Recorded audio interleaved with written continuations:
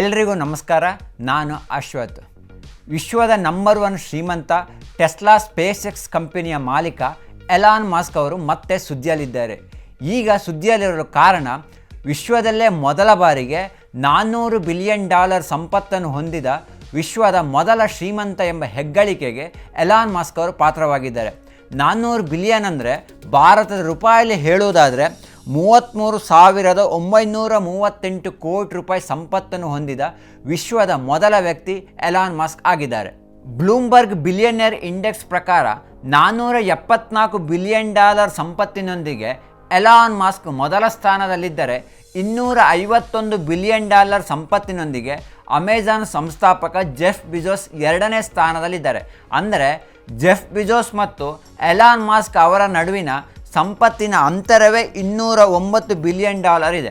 Elon Musk ಅವರ ಸಂಪತ್ತು ದಿಢೀರ್ ಯಾಕೆ ಏರಿಕೆ ಆಯಿತು ಅನ್ನೋದಕ್ಕೂ ಕಾರಣವಿದೆ. ಅವರ ಅಂತರಿಕ್ಷ ಕಂಪನಿ ಸ್ಪೇಸ್ ಎಕ್ಸ್ ಹೂಡಿಕೆದಾರರಿಂದ $1.25 ಶತಕೋಟಿ ಮೌಲ್ಯದ ಶೇರನ್ನು ಖರೀದಿ ಮಾಡಿದೆ.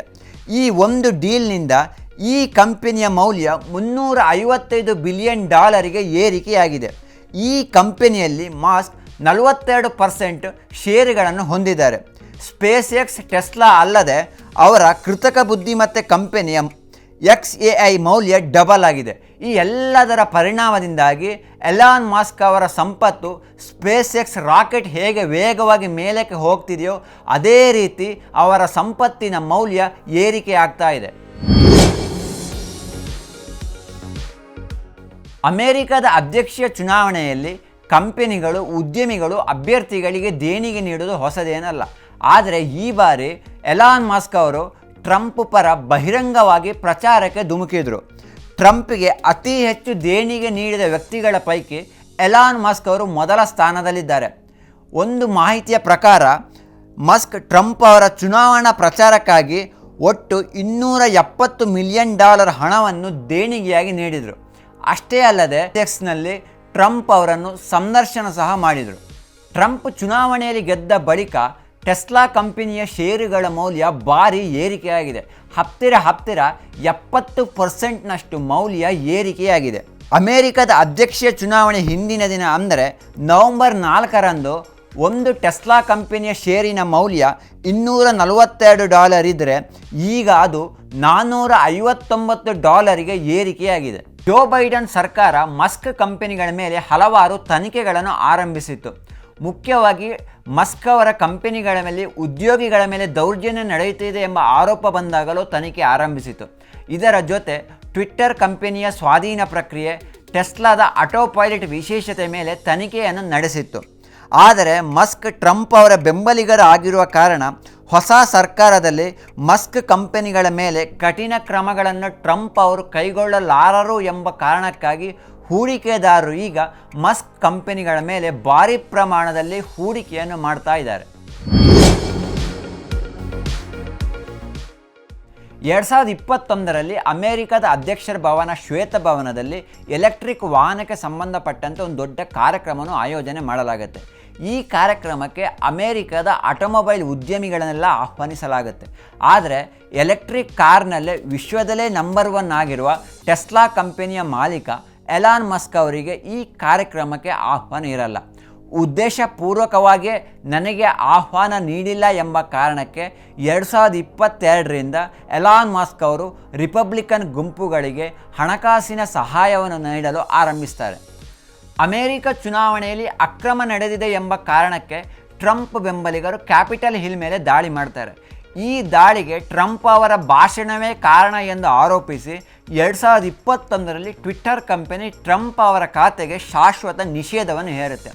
ನಂತರದ ಬೆಳವಣಿಗೆಗಳಲ್ಲಿ ಎಲಾನ್ ಮಸ್ಕ್ ಅವರು ಟ್ವಿಟ್ಟರ್ ಕಂಪನಿಯನ್ನು ಖರೀದಿಸಲು ಆರಂಭಿಸ್ತಾರೆ. 2022ರಲ್ಲಿ ಟ್ವಿಟ್ಟರ್ ಕಂಪನಿಯನ್ನು ಸಂಪೂರ್ಣವಾಗಿ ಖರೀದಿಸಿದ ನಂತರ 2022ರ ನವೆಂಬರ್ನಲ್ಲೇ ಟ್ರಂಪ್ ಖಾತೆಗೆ ಮರುಜೀವವನ್ನು ನೀಡ್ತಾರೆ. ಟ್ರಂಪ್ ಖಾತೆಗೆ ಟ್ವಿಟ್ಟರ್ನಲ್ಲಿ ಮರುಜೀವ ನೀಡಿದ್ದು ಜೋ ಬೈಡನ್ ಸರ್ಕಾರಕ್ಕೆ ಇಷ್ಟವಾಗಿರಲ್ಲ. ಆ ನಂತರ ಎಲಾನ್ ಮಸ್ಕ್ ಕಂಪನಿಗಳ ಮೇಲೆ ತನಿಖೆಗಳು ಬಹಳ ಚುರುಕುಗೊಳ್ಳುತ್ತೆ. ಇದಾದ ನಂತರ ತನಿಖೆಗಳು ಚುರುಕುಗೊಂಡ ಬೆನ್ನಲ್ಲೇ ಟ್ರಂಪ್ ಅವರ ಪರ ಎಲಾನ್ ಮಸ್ಕ್ ಅವರು ಪ್ರಚಾರಕ್ಕೆ ಧುಮುಕ್ತಾರೆ. ಭಿನ್ನ ವಿಭಿನ್ನವಾಗಿ ಆಲೋಚನೆ ಮಾಡುವ ಎಲಾನ್ ಮಸ್ಕ್ ಅವರು ಹಲವಾರು ಕಂಪನಿಗಳನ್ನು ತೆರೆದಿದ್ದಾರೆ. ಯಾವುದು ಅಂತ ನೋಡುವುದಾದರೆ ಜಿಪ್ಟೋ, ಇದು ಆನ್ಲೈನ್ ಬಿಸ್ನೆಸ್ ಡೈರೆಕ್ಟರಿ ಸೇವೆಯನ್ನು ನೀಡುತ್ತೆ. ಇನ್ನು ಪೇಪಾಲ್ ಆನ್ಲೈನ್ ಪೇಮೆಂಟ್ ಸರ್ವಿಸನ್ನು ನೀಡುತ್ತೆ. ಸ್ಪೇಸ್ ಎಕ್ಸ್ ಏರೋಸ್ಪೇಸ್ ಮತ್ತು ಸ್ಪೇಸ್ ಟ್ರಾನ್ಸ್ಪೋರ್ಟ್ ಸ್ಟಾರ್ಲಿಂಕ್ ಸೇವೆಗಳನ್ನು ನೀಡುತ್ತೆ. ಟೆಸ್ಲಾ ಕಂಪನಿ, ಇದು ಎಲೆಕ್ಟ್ರಿಕ್ ವಾಹನಗಳು ಮತ್ತು ಕ್ಲೀನ್ ಎನರ್ಜಿಗೆ ಸಂಬಂಧಪಟ್ಟಂಥ ಕಂಪನಿಯಾಗಿದೆ. ಸೋಲಾರ್ ಸಿಟಿ ಸೋಲಾರ್ ಎನರ್ಜಿ ಸರ್ವಿಸನ್ನು ನೀಡುತ್ತೆ. ನ್ಯೂರಾಲಿಂಕ್ ನ್ಯೂರೋ ಟೆಕ್ನಾಲಜಿಗೆ ಸಂಬಂಧಪಟ್ಟಂಥ ಕಂಪನಿ ಇದಾಗಿದೆ. ಬೋರಿಂಗ್ ಕಂಪನಿ ಮೂಲಸೌಕರ್ಯ ಮತ್ತು ಸುರಂಗ ನಿರ್ಮಾಣದ ಸೇವೆಯನ್ನು ಈ ಕಂಪನಿ ನೀಡುತ್ತೆ. Open AI artificial intelligence research ಕಂಪನಿಯಾಗಿದೆ. XAI ಆರ್ಟಿಫಿಷಿಯಲ್ ಇಂಟೆಲಿಜೆನ್ಸ್ ಕಂಪನಿ, ಅದು ಎಕ್ಸ್ ಅಂದರೆ ಹಿಂದಿನ ಟ್ವಿಟರ್ ಕಂಪನಿ, ಸಾಮಾಜಿಕ ಜಾಲತಾಣ ಕಂಪನಿಯಾಗಿದೆ. ನಾನು ಚುನಾವಣೆಯಲ್ಲಿ ಜಯಗಳಿಸಿದರೆ ಎಲಾನ್ ಮಸ್ಕ್ ಅವರನ್ನು ಗೌರ್ಮೆಂಟ್ ಎಫಿಷಿಯನ್ಸಿ ಡಿಪಾರ್ಟ್ಮೆಂಟಿನ ಮುಖ್ಯಸ್ಥರನ್ನಾಗಿ ನೇಮಕ ಮಾಡ್ತೀನಿ ಅಂತ ಡೊನಾಲ್ಡ್ ಟ್ರಂಪ್ ಅವರು ಚುನಾವಣೆಯ ಸಂದರ್ಭದಲ್ಲಿ ಘೋಷಣೆ ಮಾಡಿದರು. ಈ ಘೋಷಣೆಯಂತೆ ಈಗ ಭಾರತೀಯ ಮೂಲದ ವಿವೇಕ್ ಮತ್ತು ಎಲಾನ್ ಮಸ್ಕ್ ಅವರನ್ನು ಗೌರ್ಮೆಂಟ್ ಎಫಿಷಿಯನ್ಸಿ ಡಿಪಾರ್ಟ್ಮೆಂಟಿನ ಮುಖ್ಯಸ್ಥರನ್ನಾಗಿ ನೇಮಕ ಮಾಡಲಾಗಿದೆ. ಟ್ರಂಪ್ ಅವರು ಇನ್ನೂ ಅಮೆರಿಕದ ಅಧ್ಯಕ್ಷರಾಗಿ ಅಧಿಕೃತವಾಗಿ ಅಧಿಕಾರವನ್ನು ಸ್ವೀಕರಿಸಿಲ್ಲ, ಆದರೆ ಈಗಾಗಲೇ ಕೆಲಸವನ್ನು ಆರಂಭಿಸಿದ್ದಾರೆ. ಹಲವಾರು ಟೆಕ್ ದಿಗ್ಗಜರು ಟ್ರಂಪ್ ಅವರ ಫ್ಲೋರಿಡಾದಲ್ಲಿರುವ ನಿವಾಸಕ್ಕೆ ಆಗಮಿಸ್ತಾ ಇದ್ದಾರೆ. ಟ್ರಂಪ್ ಜೊತೆಗಿನ ಡಿನ್ನರ್ನಲ್ಲಿ ಎಲಾನ್ ಮಸ್ಕ್ ಸಹ ಕಾಣಿಸ್ತಾ ಇರುವಂಥದ್ದು ವಿಶೇಷ. ಟ್ರಂಪ್ ಅವರು ಬಹುತೇಕ ವಿಷಯಗಳನ್ನು ಎಕ್ಸ್ನಲ್ಲಿ ಪ್ರಕಟಿಸ್ತಾ ಇರ್ತಾರೆ. ಇದರಿಂದಾಗಿ ರೀಚ್ ಸಹ ಜಾಸ್ತಿ ಆಗ್ತಾ ಇದೆ. ವಿಶ್ವದಲ್ಲೇ ಈಗ X number 1 social media platform ಆಗಿದೆ. ಅಷ್ಟೇ ಅಲ್ಲದೆ ಆ್ಯಪಲ್ ಸ್ಟೋರು ಮತ್ತು ಗೂಗಲ್ ಸ್ಟೋರ್ನಲ್ಲಿ ಹಲವು ದೇಶಗಳಲ್ಲಿ ನಂಬರ್ 1 ಆ್ಯಪ್ ಆಗಿ ಹೊರಹೊಮ್ಮಿದೆ. ನವೆಂಬರ್ 5ರಂದು ಟ್ರಂಪ್ ಅವರು ಅಧ್ಯಕ್ಷರಾದ ನಂತರ ಮಸ್ಕ್ ಅವರ ಸಂಪತ್ತು $136 ಬಿಲಿಯನ್ ಏರಿಕೆಯಾಗಿದೆ. ಟ್ರಂಪ್ ಅವರು ಅಧಿಕೃತವಾಗಿ ಅಧ್ಯಕ್ಷರಾಗಿ ಆಯ್ಕೆ ಆಗುವಂಥದ್ದು ಜನವರಿ 20ರಂದು. ಸೊ ಅಲ್ಲಿವರೆಗೆ ಎಲಾನ್ ಮಸ್ಕ್ ಅವರ ಸಂಪತ್ತು ಎಷ್ಟು ಏರಿಕೆಯಾಗುತ್ತೆ, ಆ ನಂತರ ಅಂದರೆ ಜನವರಿ 20ರ ನಂತರ ಟ್ರಂಪ್ ಅವರ ಆಡಳಿತದ ಅವಧಿಯಲ್ಲಿ ಎಲಾನ್ ಮಸ್ಕ್ ಅವರ ಸಂಪತ್ತು ಎಷ್ಟು ಏರಿಕೆಯಾಗಬಹುದು ಎನ್ನುವುದೇ ಈಗ ಸದ್ಯದ ಕುತೂಹಲ. ಧನ್ಯವಾದಗಳು.